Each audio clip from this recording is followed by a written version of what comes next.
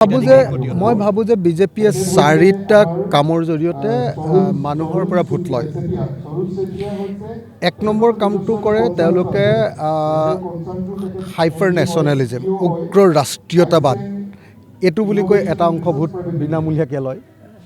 দ্বিতীয়টো হ'ল কমিউনেলিজম, হিন্দু মুছলমানৰ কাজিয়া লগাই হিন্দুৰ জনসংখ্যা যিহেতু বেছি, গতিকে হিন্দুৰ ভোটটো লয়। দুই, তৃতীয়, তেওঁলোকে যিবিলাক মানুহে এইবিলাক ৰাজনীতিত নাই, জাতীয়তাবাদ বা ৰাষ্ট্ৰীয়তাবাদতো নাই, আৰু যিবিলাকে হিন্দু মুছলমানৰ কাজিয়াটো নাই, অকল জীৱনটো কেৱল চলাই ৰাখিছে অকল হেৰিয়াত কাম কাজ কৰি, সেইটোত তেওঁলোকে হিতাধিকাৰী আঁচনিটো লয়। এইটো 3 নম্বৰ তেওঁলোকৰ ষ্ট্ৰেটেজি। আৰু এই প্ৰত্যেকটো ষ্ট্ৰেটেজিৰ বিৰুদ্ধে আমি 2026 চনত আমাৰ নিজৰ ষ্ট্ৰেটেজি ঠিক কৰি ল'ব লাগিব।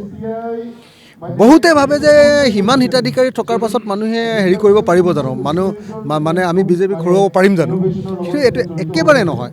আমি যোৰহাট এইবাৰ লোকসভা নিৰ্বাচনত যোৰহাটত এক্সপেৰিমেণ্ট কৰি চাইছিলোঁ আৰু দেখিছিলোঁ যে একদম হিতাধিকাৰী মানুহে যে কেৱল চৰকাৰকে ভোট দিব, শাসক দলকে ভোট দিব, এনেকুৱা কোনো কথা নাই।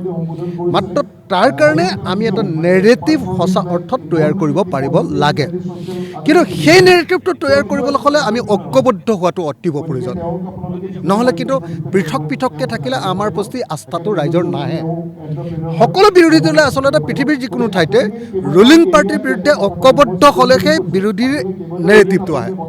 সেইকাৰণে মই ভাবোঁ যে 2026 চনত আমি সেইটো কমিউনেলিজমৰ বিৰুদ্ধে ফাইটেই হওক, বা বিজেপিৰ উগ্ৰ ৰাষ্ট্ৰীয়তাবাদৰ বিৰুদ্ধে ফাইটেই হওক, বা আমাৰ হিতাধিকাৰী আঁচনিৰ বিৰুদ্ধে ফাইটেই হওক, এই গোটেইবিলাকক যদি চেলেঞ্জ কৰিব লাগে, এই গোটেইবিলাকৰ পৰা যদি সঁচা সঁচিকৈ মানুহক যদি ঐক্যবদ্ধ কৰিব লাগে, তেতিয়াহ'লে আমি ঐক্যবদ্ধভাৱে বিৰোধী পক্ষই একেটা সুৰত বিজেপি চৰকাৰখনক আক্ৰমণ কৰিবলৈ ওলাই আহিব লাগিব।